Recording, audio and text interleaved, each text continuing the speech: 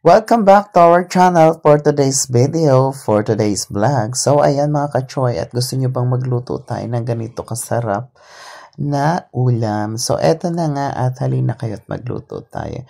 And for today's video, at magluto naman tayo ng masustansyang pagkain. Meron tayo ditong malunggay, okra, sitaw, at baboy. So, yan yung mga appliances natin for today's video mga kachoy. At dagdagan pa natin yan ng completos ricados. Idagdag na natin ang ating mga pampasarap, sibuyas bombay, ang kamatis at siling green, bawang at luya nor cubes, at dilis. And then, meron din tayo ditong betchin at saka patis, paminta, at eto na yung ating mga gulay. Meron tayo ditong okra, meron tayo ditong sitaw at malunggay. Ganyang kasustansya yung gulay na lulutuin natin for today's video, for today's vlog mga kachoy. At wag na natin patagalin pa at wag na natin hintayin pa na matakam tayo. So for today's vlog, maglagay tayo dito ng lemongrass. And then, ilagay natin yung completos ricados dito sa ating ilalim ng ating palayok. Ang gagawin natin dito mga kachoy ay style niya ay parang bulanglang lang yung tawag dito sa amin sa province. Ayan. Ilagay na natin yung karne. Paibabaw lang natin yan sa mga ricado natin para mas masipsip niya at manuot sa baboy yung ating ricado, yung mga lasa niya. Ayan. Perfect na perfect yan kapag niluto mo sa palayok. Sobrang sarap. Ewan ko ba kung bakit kapag niluto sa palayok yung pagkain, sobrang nai-enjoy ko yung pagkain at ang sarap ng lasa niya. Then, wag na natin patagalin pa mga kachoy. Maglagay na rin tayo dito ng water from Pasig River.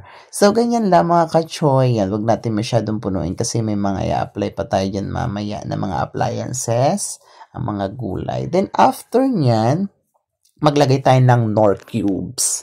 Ayan, 4 cubes yung flavor niya, syempre. Kasi babo yung sahog nito. Ayan, then maglagay din tayo dito ng betchin. Ayan, di pa ako sponsored ng betchin na. Ayan, after natin maglagay ng betchin, mga kachoy, ay maglagay din tayo dito ng paminta. Ayan po mga kachoy yung ating mga secret ingredients sa ating lulutuin sa ating mahiwagang palayok. Ang pagkakaalam ko, bibihira na yung gumagamit ng palayok for today's video. Pero alam nyo, napakasarap magluto sa palayok. And then, takpan natin. Tapos, napakabilis lang po magpalambot sa palayok ng mga palalambutin yung lulutuin. And after 100 years, tingnan na natin. Ayan na yung ating niluluto sa palayok. Ayan, parang style bulang lang yung tawag nito sa amin. Then, pagkaganyan na, ayan, ilagay naman natin ngayon yung ating sitaw. Kapag napansin nyo na, kulong-kulo na yung ating niluluto. Then, ilagay natin yung sitaw natin dyan for today's video, for today's vlog, mga kachoy. Ayan, maraming salamat nga po pala sa walang sawang pagsuporta ng aking YouTube channel, sa mga nagko-comment, sa mga nag-share. Ayan, thank you for watching. Maraming salamat po. Ayan, more on video pa po tayo, more on upload pa po tayo ng ating video. Ayan, sobrang nakaka-excite na sa ganitong pagluluto ay talaga namang ang sarap-sarap ng niluluto mo. Napakasimple lang nito pero napakasustansya naman ang ibibigay nito sa atin. At after nyan, takpan ulit natin yan at intayin lang nating lumambot yung ating sitaw. Then after 100 years, another 100 years, ayan, malambot na yung sitaw natin. Maglagay naman tayo ng Pangasinan na bagoong. Yan na yung bagoong, yan ay magsisilbing alat dito sa ating niluluto. Kahit di na tayo mag-add siya ng asin. Ang masarap dyan na pang alat talaga ay bagoong. Then, mekos-mekos lang natin yan para mapantay ang luto ng ating gulay. Yan. Masarap din yung gulay, hindi masyadong lutong-luto. Yung half-cook lang halos siya.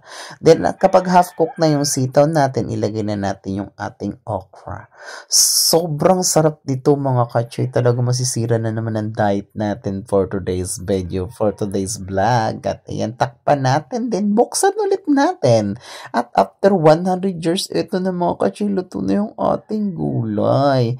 Ayan, after naman yan, ilagay naman natin ang ating dilis na tuyo. Ayan, sobrang perfect na nito talaga. Talaga na namang masisira na naman ang diet natin ito. Taob na naman isang kalderong kanin ito sa atin.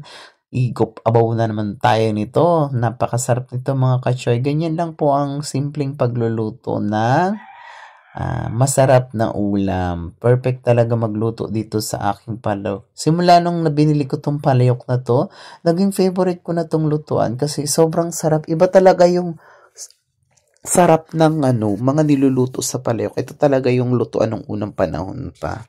Ayan, napakabihira na po nang gumagamit nito. Then after niya, ilagay na natin yung ating dahon na malunggay. Ayan.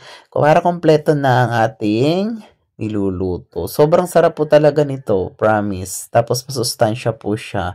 Try nyo rin po itong lutuin kung gusto nyo pong kumain ng masustansyang pagkain.